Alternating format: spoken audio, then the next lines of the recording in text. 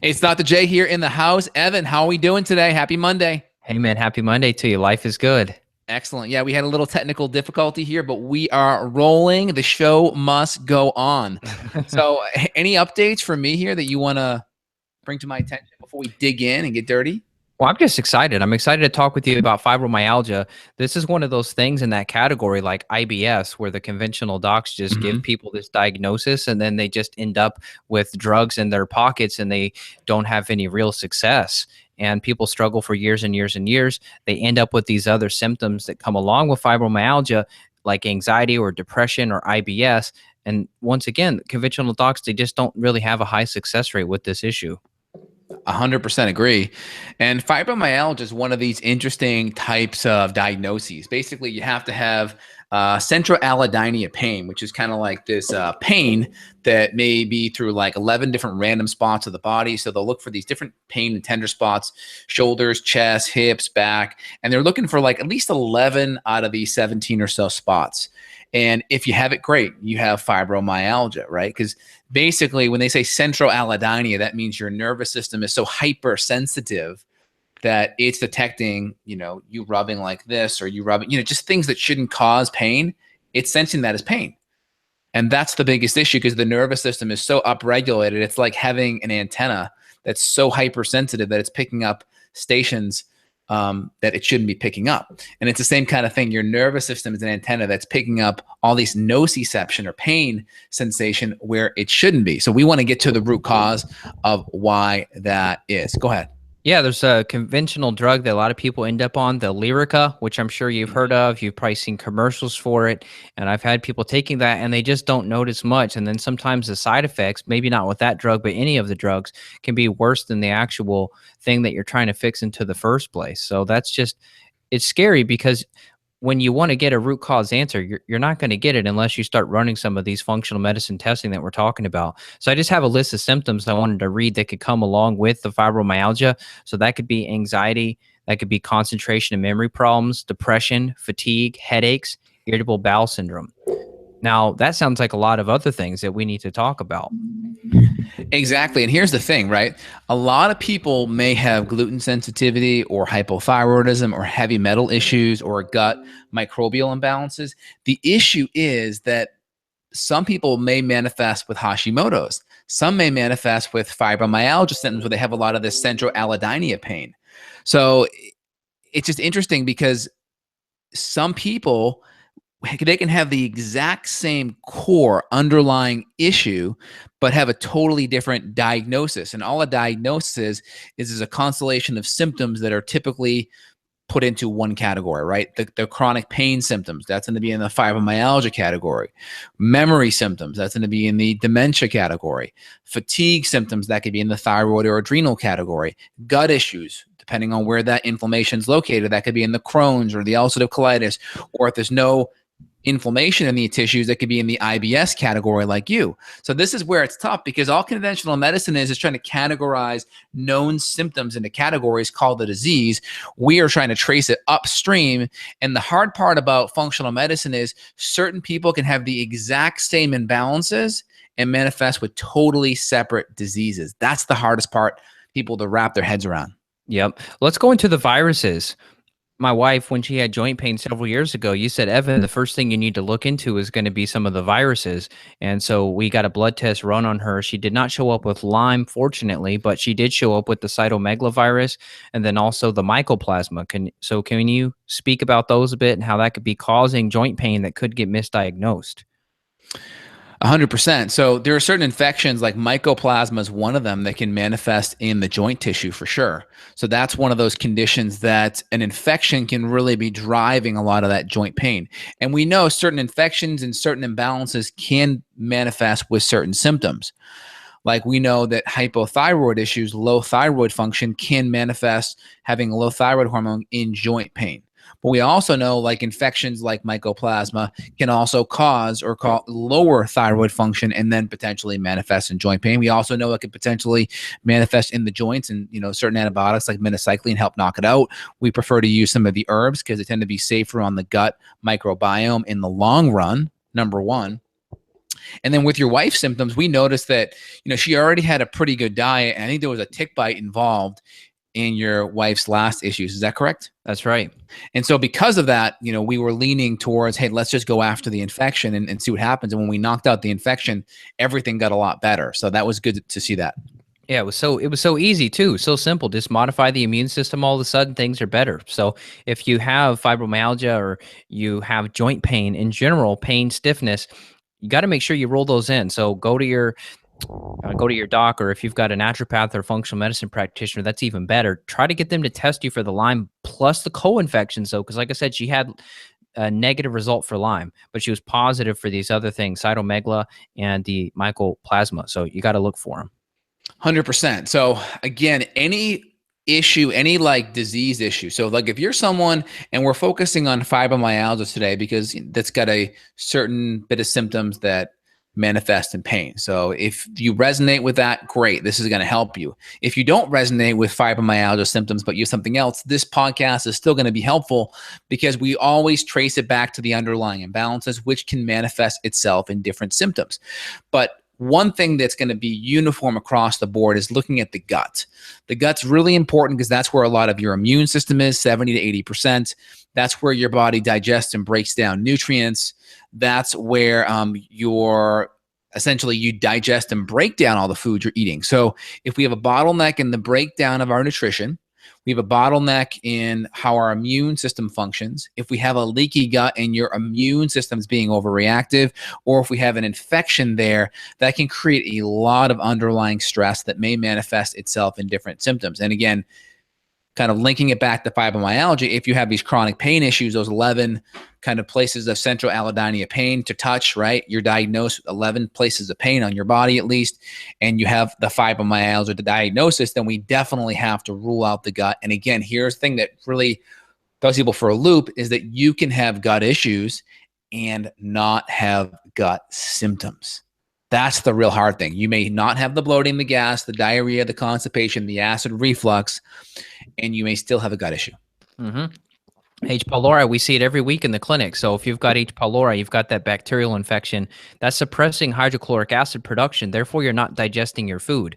So if you're seeing floating stools or you're seeing undigested food particles in your stools, that could all be adding up to this whole picture of the depression, anxiety, the fatigue, maybe even skin issues too. So maybe you don't have the fibromyalgia diagnoses, but you've got fatigue, depression, anxiety, maybe some sleep problems, maybe some skin issues.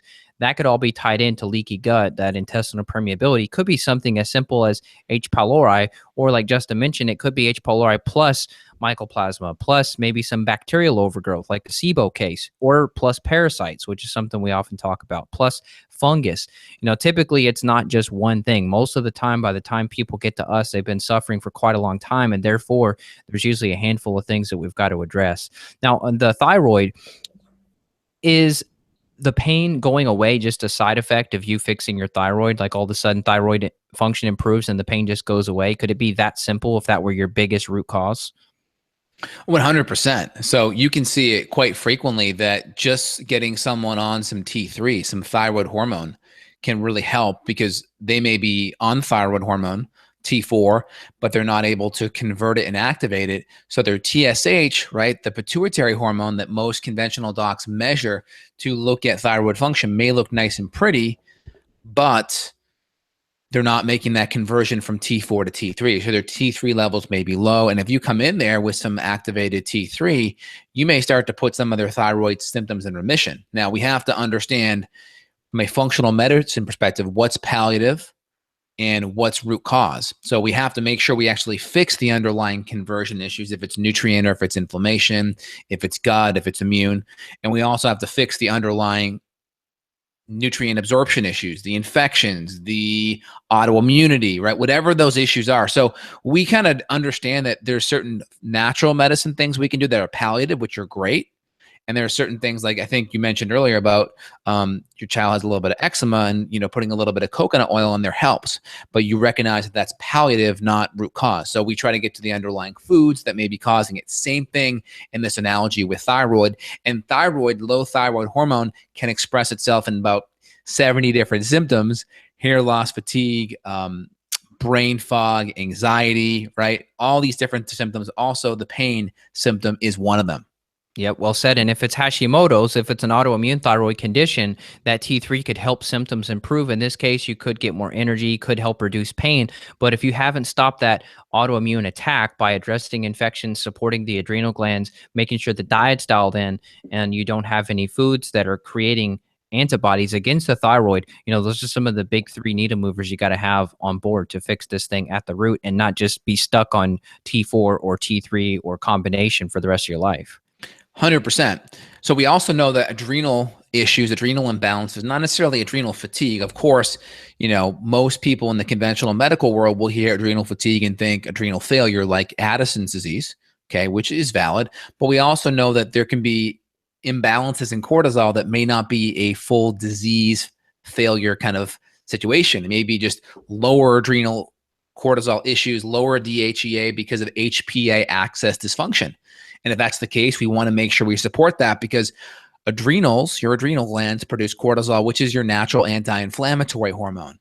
And again, people that have chronic pain issues, a lot of times that we put on like COX-2 inhibitors, things like that. Severe pain, of course, opiates and OxyContin, which is another big issue in itself, but also prednisone and corticosteroid drugs that basically have the ability to knock down inflammation. The problem is, why aren't your own glands working enough to cover up that inflammation too? So if we get the adrenals working better, we can kind of make some of our own homemade prednisone or our own homemade corticosteroids to help cut that inflammation down.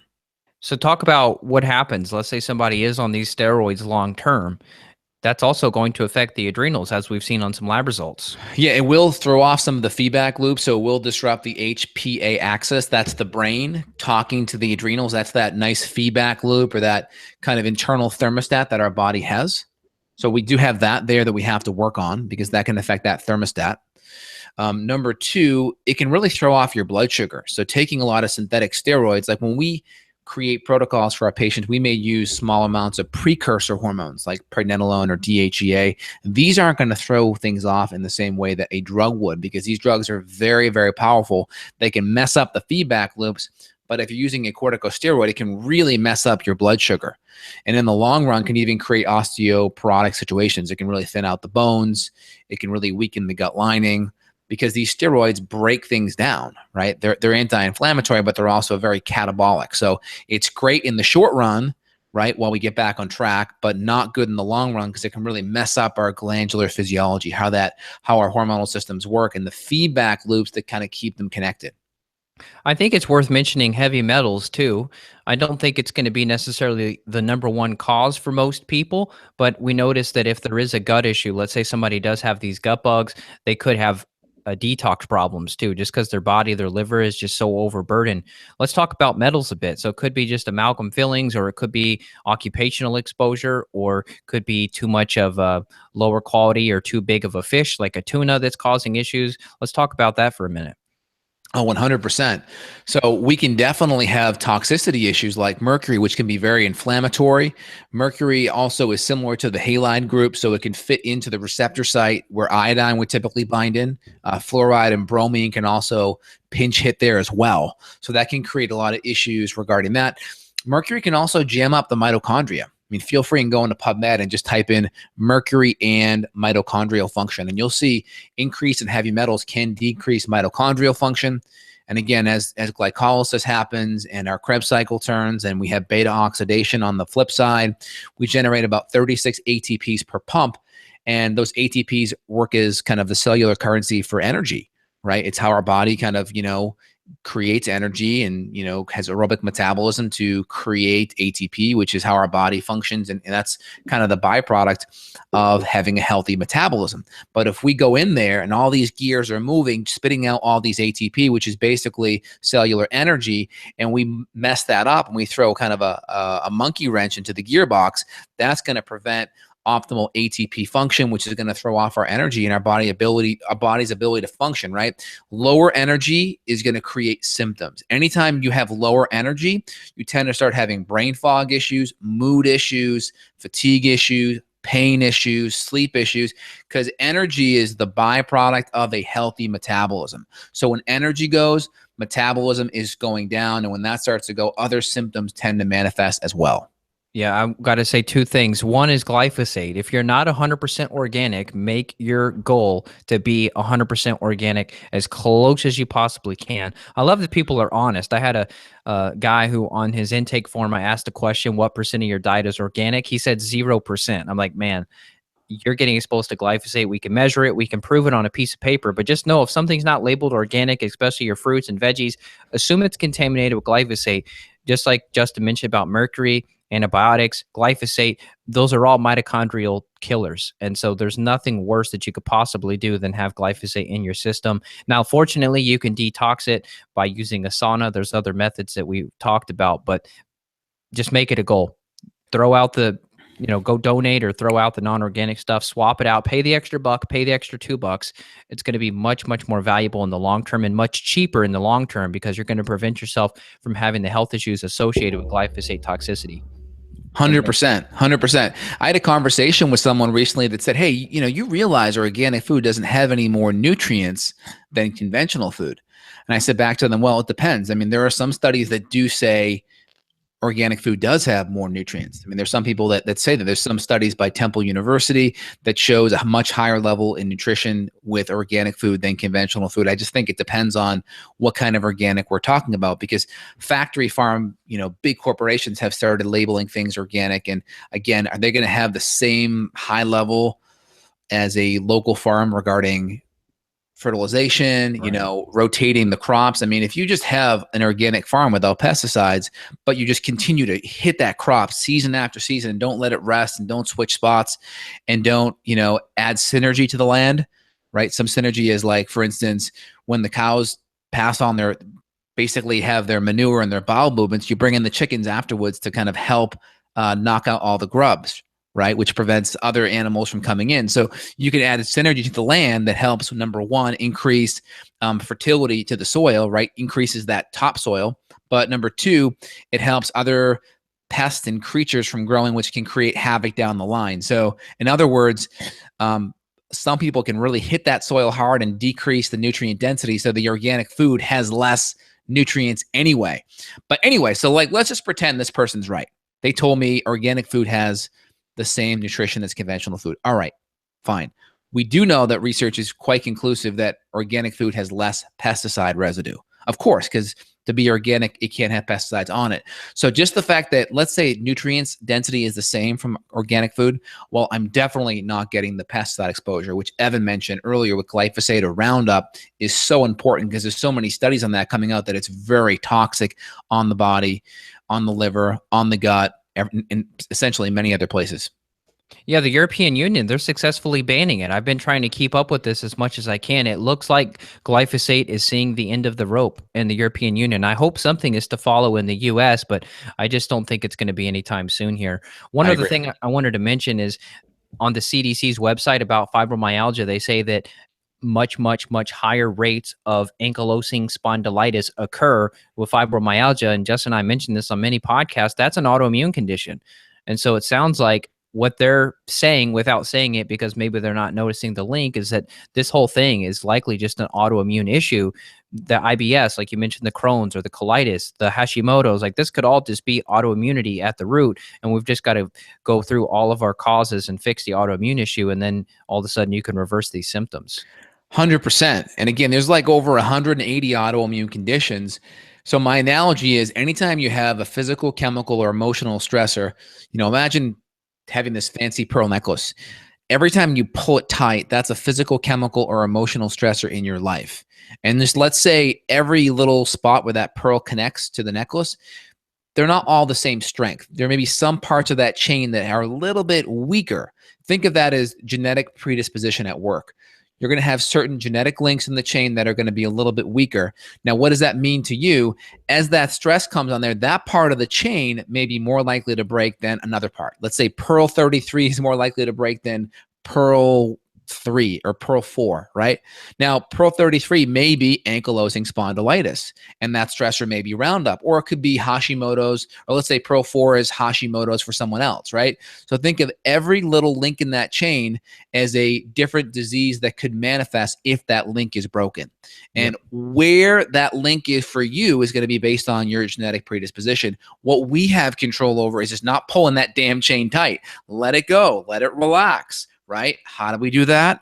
All of the diet and lifestyle things, just cutting the Roundup up, eating organic, that pulls the stress off it. Getting good sleep, having good thoughts, fixing your gut, fixing infections, making sure you can digest and break down all that really good food that you're eating. Get your hormones under control if there's imbalances there. Does that make sense, Evan? Oh, it sure does. I mean, it's just like you picture a big wall. Think of like a submarine. You've got 1,000 switches and all these red switches are flipped on. We're just going to go down the list and just flip all those red switches off. And then all of a sudden you turn off. You've not pulled the trigger. You've got the loaded gun, but we're just going to decide not to pull the trigger. People think that like genetic testing is the end all be all. And oh my gosh, I'm genetically predisposed to X. It's like, that doesn't change the protocol at all. That just means you need to be even more diligent. If your family had a history of this condition or other conditions, you just have to be more diligent. That doesn't mean you're toast. That doesn't mean you're definitely going to get XYZ disease or condition. That just means you've got to pay attention and you've got to make sure you've got all the pieces going in your favor.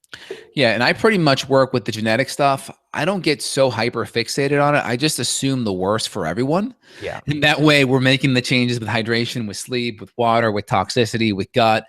We're not going to give synthetic folic acid. We're going to give super high quality methylated B vitamins. We're just making that assumption for everyone because I can't be hurt by making that assumption in that direction. If I make it the opposite direction and say, hey, it's okay, you probably don't have a folate issue, I'm going to save some money and put some crappy synthetic folic acid in my multivitamin instead of high quality activated folate, then I can go wrong, right? I may save a little bit of money, but because we're interfacing with our patients daily and weekly, we know that we're better off rolling the dice in favor of there being an issue with that. So we always have the higher quality nutrients in there to cover our butts.